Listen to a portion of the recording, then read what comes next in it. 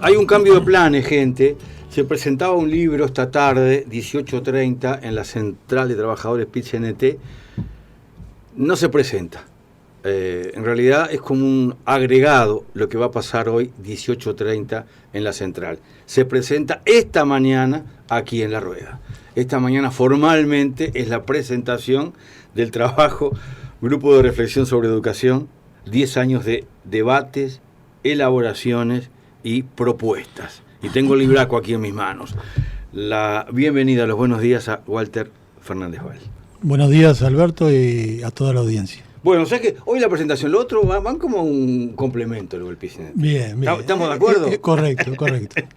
Bien, vamos yo le voy a proponer a Walter, antes de meternos en el libro, no todos tienen por qué saber, es más, la mayoría creo que no saben qué es este grupo de reflexión sobre educación. Yo adelanto, mira, rápidamente cuento a alguna gente que lo integró, o que lo integra, que participó, que participa de distintas formas. Girley Ameijenda, Julio Arredondo, Oruán Barbosa, Agustín Cano, Lilian Delía, Marta De Marchi, Laura Domínguez, Walter Fernández Val, Elsa Gatti, Silvia Gratarola Adinolfi, Olga Gumila, Mauricio Langón, Fernando Lema, Mabela Ruiz Barbot, María Teresa Sales, Limber Santos, Miguel Soler Roca y Luis Yarzábal. Qué banda que tiene, qué grupo, qué plantel. Bien, el grupo de reflexión sobre educación es un grupo independiente, autónomo y autofinanciado. Uh-huh. Eso es muy importante porque nos da la característica que a nosotros no nos financian ningún grupo empresarial, ninguna transnacional, ningún partido político, ningún sindicato, y nos da que tenemos que movernos con mucha austeridad, pero con mucha independencia en el pensar y en las propuestas. Contamos entre nuestros miembros el maestro Miguel Soler, de origen catalán, sí. Que a sus 97 años ha sido puntal de este libro, es un referente de la pedagogía nacional, integrante de las misiones sociopedagógicas junto a Julio Castro, compañero y amigo personal de Julio Castro, fundador de la Federación Uruguaya de Magisterio allá por el año 45, y doctor honoris causa de la Universidad de la República. Es un honor para nosotros contar con Miguel, que por otra parte participó en todo el libro, pero hizo el epílogo que dio en llamar Punto y Seguido, y que nosotros le pedimos permiso para darle el título al libro. El grupo de reflexión fue fundado en 2010, justamente con el fin de aportar al pensamiento nacional en educación, y ha elaborado 9 documentos. Algunos de esos documentos son libros en sí mismos, en todos estos años, y el libro que nos congrega hoy, el 10º, es una compilación de los anteriores, de parte de los anteriores, ordenados en formas temáticas y ayornados a lo que es la coyuntura política en el día de hoy. ¿En qué nos diferenciamos nosotros de otros grupos célebres que hay en Uruguay de educación, que han hecho propuestas, libros, que ha trascendido con el apoyo de todos los más media y grupos partidarios políticos? Bueno, en primer lugar, nosotros no elaboramos desde el ámbito privado programas para la educación pública para que sean implementados con una receta. Nosotros elaboramos insumos, elaboramos aportes a los debates y creemos en la participación. Esto nos da un marco ético, filosófico, político, que tiene como pilar fundamental la defensa irrestricta de la educación pública estatal, ¿no? Y, en consecuencia, el rechazo a toda forma de mercantilismo en la educación. ¿Y por qué creen que ustedes no son conocidos? ¿Por qué no son entrevistados? ¿Por qué no son amplificados? ¿Y por qué sí otros grupos tienen tanta prensa? Bueno, está claro que los mecanismos de dominación hegemónica en la sociedad determinan lo que se amplifica por grupos de comunicación, radios, televisión, diarios, etcétera. Algunos, no me refiero a todos. Y lo que no se amplifica, ¿no? Estamos hablando de intereses de clase. A mí me gustaría diferenciar justamente el concepto de educación, que es clave en todo este andamiaje que nosotros tenemos diferenciado. Por ejemplo, el Banco Interamericano de Desarrollo, un organismo multilateral de crédito, dice que la educación es una ventana de oportunidades para insertarse efectivamente con las competencias y habilidades adecuadas en el competitivo mundo actual. Esa definición de educación está en las antípodas de la nuestra, ¿verdad? Nosotros decimos que entendemos a la educación... A ver, reiterá esa definición, que ustedes están en la otra vereda, para entender. Sí. Bien. Vamos a repasarla de vuelta. Bueno, repaso. No solo el Banco Interamericano de Desarrollo... Pero el concepto creo que está claro. La OCDE, el Banco Mundial, metido educador, dan ese concepto que dicen que la educación es una ventana de oportunidades, o sea, las oportunidades son para algunos, ¿no? Para insertarse con las habilidades y competencias, es un adiestramiento, ¿no? Con las habilidades y competencias necesarias en este mundo actual tan difícil de que uno logre insertarse en la sociedad. Eso para nosotros es una concepción neoliberal de lo que es la educación. La nuestro concepto, entendida como interacción humana, de carácter social y político, debe ser una educación integral al individuo, que brinde herramientas y posibiliten que las personas adquieran instrumentos justamente para interpretar los mecanismos de las sociedades en que viven, esos mecanismos que rigen las sociedades en que viven, y ponerlos en cuestión, transformándose en sujetos históricos de los cambios hacia estadios de la sociedad más avanzados, donde justamente prime la solidaridad y la justicia social. Es decir, un concepto integral de llevar al ser humano como persona con todas las herramientas para ser sujeto de los cambios que es necesario, ¿no? La educación está en el debate, está en la agenda, está en la consideración. Hay muchos insumos, este es otro, el que tú estás presentando y representando. ¿Por qué está tan en el debate? ¿Por qué hay tantos planes y hay tan poca concreción, podría pensar uno? Sí, obviamente no hay proyectos educativos asépticos, ¿no? Todos apuntan a un determinado modelo de sociedad. Entonces, según ese modelo de sociedad, esas contradicciones dialécticas entre un modelo y otro se trasladan al campo educativo, porque estamos intentando justamente formar individuos para que interpreten las diferentes realidades.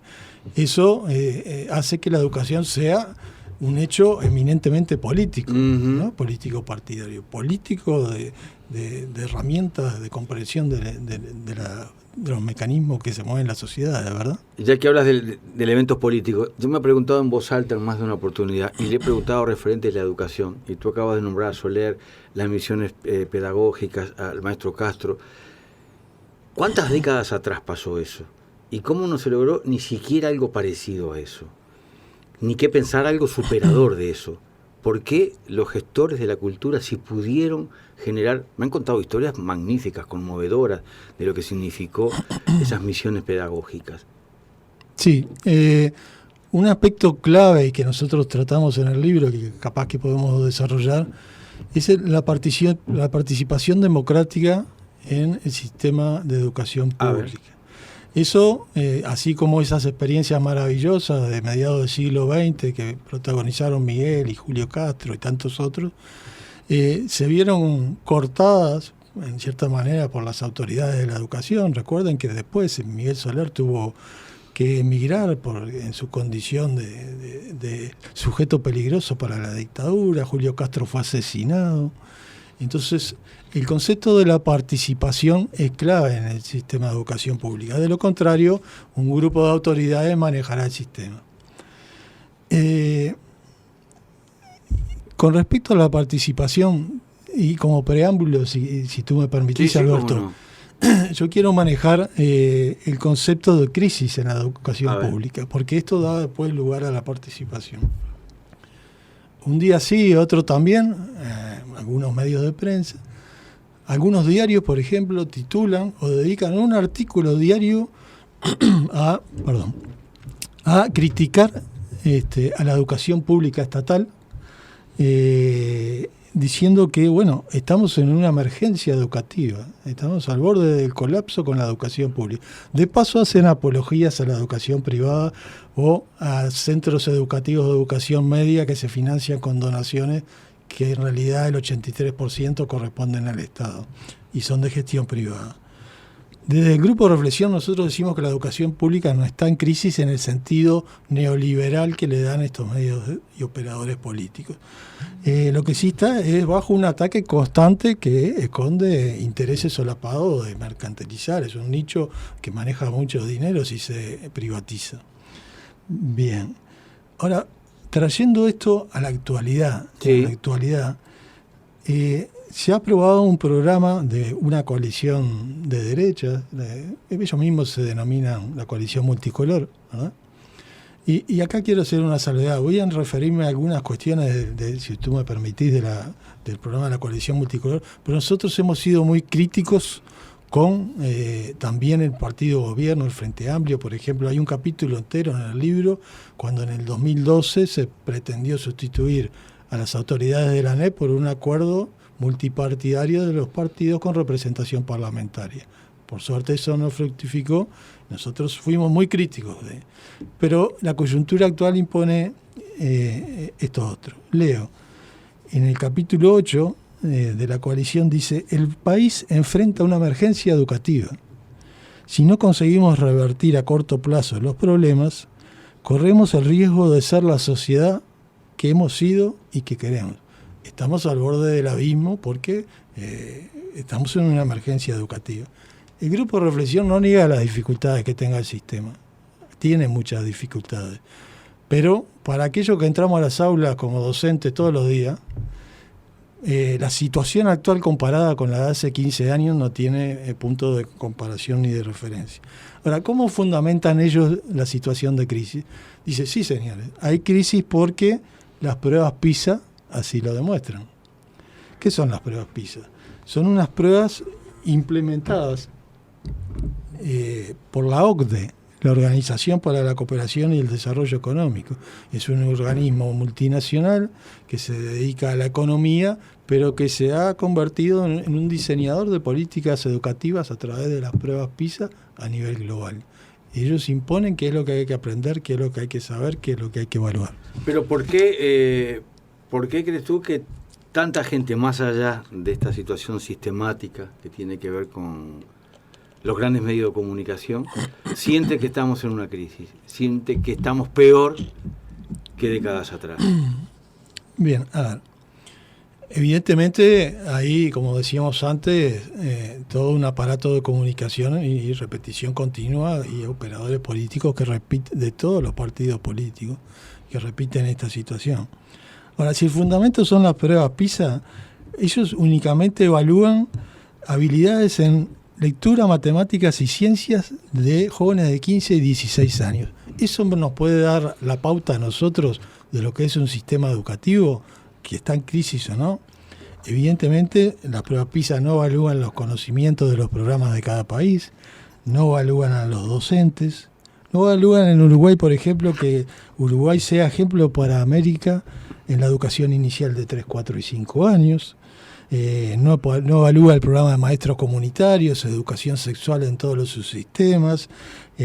No, por poner otro ejemplo, no evalúan los cursos de tecnólogos que lleva adelante la UTU en todo el país en coordinación con la Universidad de la República y la UTEC. Ni paradojalmente los premios que todos los meses ganan estudiantes de la educación media uruguaya a nivel internacional. Eso no lo evalúan. Y tampoco, por ejemplo, el gasto que hace la sociedad a través de los gobiernos por alumno en el sistema de educación pública. En la ANEP, en el año 85, a pesos actualizados, pesos constantes del 2018, se daban 24.000 pesos por alumno. En el 2005, perdón. En el 85. En el 2005, 36.000 y en el 2018, 92.000. No evalúan que ha mejorado sustancialmente la inversión en educación. Sí hacen hincapié en la búsqueda de lo tecnocrático, las competencias de las que habla el BID. Fíjense, el GRE en noviembre de 2014 escribió lo siguiente. A ver. Con respecto a las pruebas PISA, ¿no? Está en el capítulo 4 del libro. Uh-huh. Dice, es un capítulo que se llama Decimos sí, decimos no, son sentencias cortas que están fundamentadas en otras partes. Decimos no a la estandarización que entraña riesgo de homogeneización y dominación de cualquiera de los procesos y periodos de la actividad educativa.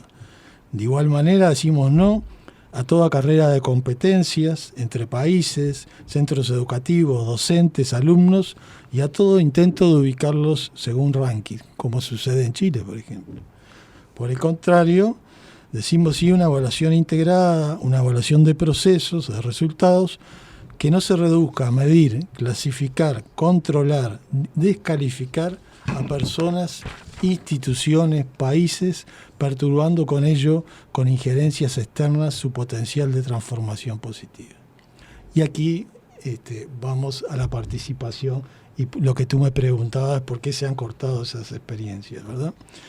La participación es un legado que nos viene de los principios barelianos, junto con la autonomía, la gratuidad, la obligatoriedad, la laicidad. La participación en el sistema de educación pública y de cual los docentes somos portadores de esos principios, ¿no? La actual ley de educación prevé diferentes estamentos en la participación. Están los consejos de participación en los centros educativos, está el Congreso Nacional de Educación, que se hace cada 4 años, abierto a toda la ciudadanía, abierto a todo aquel que quiera decir algo sobre educación, ya sea empresarios, organizaciones, personas a título personal, sindicatos, partidos políticos, y que se han realizado hasta ahora 3, ¿verdad? Tú sos de hecho un consejero... No soy consejero, soy secretario de los consejeros. Pero estás en ese marco de participación. Sí, desde el año 2010 participo en el CODICEN de los equipos propuestos por el PICNT. Hay en el previsto en la ley que los consejeros electos se elijan 2 de 5 en el Consejo Directivo Central y 1 de 3 en los consejos desconcentrados.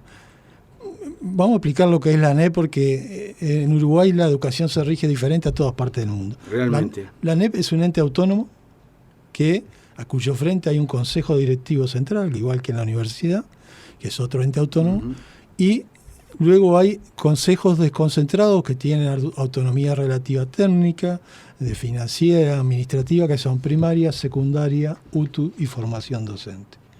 Entonces, en todos los consejos la ley prevé que haya consejeros electos, docentes, y en formación docente hay un consejero estudiantil.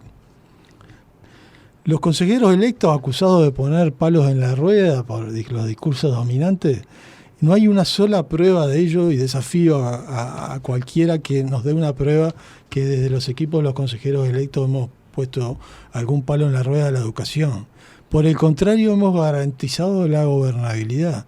En el periodo del presidente José Mujica, él sustituyó al presidente del CODICEN y a una de las consejeras, y el CODICEN quedó con 3, 2 de ellos electos por el PICNT. Durante más de 40 días estuvieron al frente de un organismo como la ANEP, de 700.000 estudiantes, 60.000 funcionarios, y los discursos apocalípticos de que cuando estuvieran los consejeros electos iba a colapsar la educación no ocurrieron, y por el contrario marchó hasta mejor.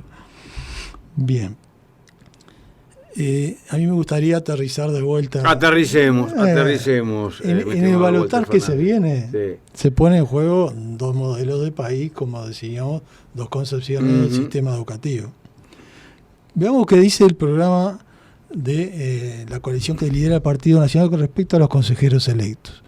En el programa del Partido Nacional, el original, dice eliminación de la representación docente. Y acá va porque se discontinuaron las cuestiones de esas experiencias de Miguel Soler y otros, porque, bueno, eliminaron la participación. Eliminación de la representación docente en los consejos de ANEP. Dice, la enseñanza es un asunto ciudadano y debe ser gobernado por los representantes de los ciudadanos. Pero ya quitaron eso del programa. Sí. En el acuerdo multicolor que firmaron, justamente por el gran revuelo que generó y porque el candidato a la vicepresidencia por el Partido Colorado había sido un consejero electo, decidieron primero eliminar el voto, permitir la voz.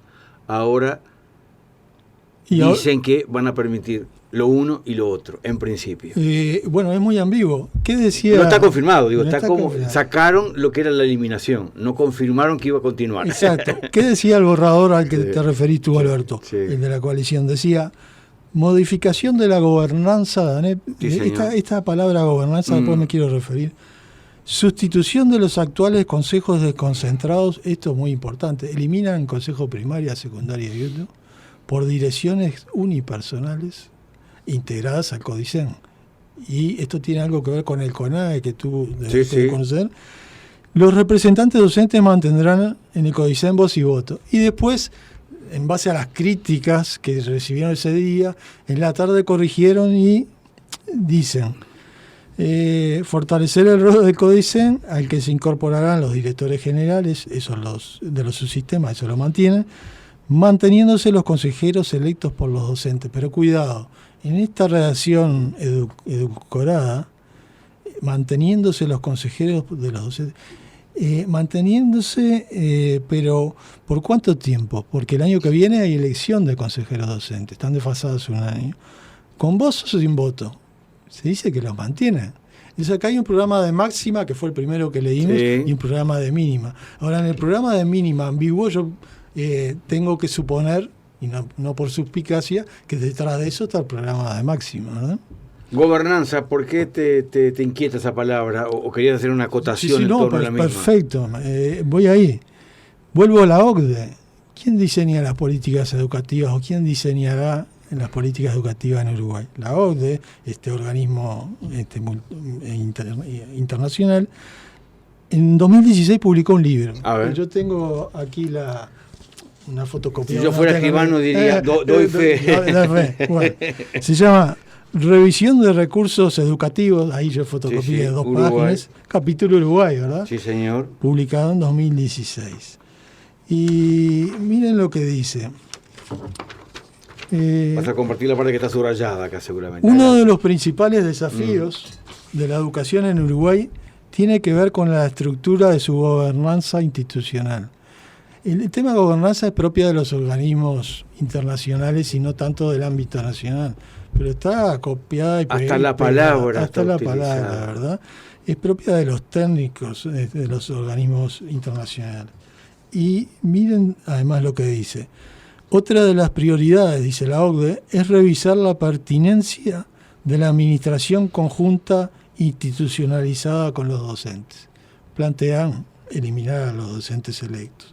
Un sistema educativo deberá estar centrado en los alumnos, correcto, y la administración conjunta con los docentes plantea el riesgo de que, por el contrario, pase a estar centrado en los docentes. Afirmación muy débil y fácil de rebatir.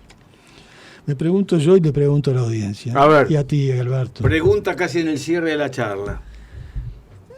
¿No será que los docentes organizados son el último bastión a vencer por estos organismos multinacionales para implementar sus programas neoliberales y privatizadores en educación? Algo así como la última trinchera, dice tú. Es la última trinchera. Y para terminar, leo un párrafo del libro de Gre. A ver. Del libro ahora que se presenta hoy. Se presenta hoy, sí. El libro Grupo de Reflexión en el PICNT. Punto y seguido. Punto y seguido. Decimos sí a toda medida que favorezca, en la modalidad y cuantía adecuada a cada caso, la participación activa y responsable de los componentes de la comunidad educativa en el funcionamiento de los órganos, centros y servicios del sistema de educación público. Los consejos directivos autónomos mencionados en la Constitución de la República, que sean creados en el futuro, y los que sean creados en el futuro, tendrán una composición basada en el principio de cogobierno, con fórmulas adecuadas a cada rama y nivel. Decimos no, conforme a la ley vigente, a toda tentativa de anular o reducir la participación con voz y voto de representantes de los docentes en los consejos rectores de la educación pública. Esto fue escrito en 2014 por el Grupo de Reflexión y compilador. Para quedarnos pensando, esta pregunta en voz alta que formulaba esta mañana Walter Fernández. Puntualmente, haga el convite para la segunda presentación del libro, que tuvo su primera aquí en Amareando y que tiene hoy en un rato gente en la central de trabajadores allí en la calle Jackson. ¿Cómo no? Le invitamos a toda la audiencia a ir hoy a las 18:30 a la presentación del libro. Ahí nos acompañarán el escritor Ignacio Martín, que ahí preside el Departamento de Cultura del PICNT, que abrirá Así que tenemos como moderadora a la profesora Elsa Gatti, de reconocida trayectoria, y a 2 trabajadores de la educación que van a presentar libros, intelectuales comprometidos con su pueblo, como el doctor Agustín Cano y el doctor Pablo Martínez. Así que los esperamos a todos. Grupo de reflexión sobre educación, reza en la portada del libro que tengo aquí sobre la mesa de trabajo, punto y seguido. 10 años de debates, elaboraciones y propuestas. Walter, un gusto. Agradecemos la oportunidad. Gracias por haber venido.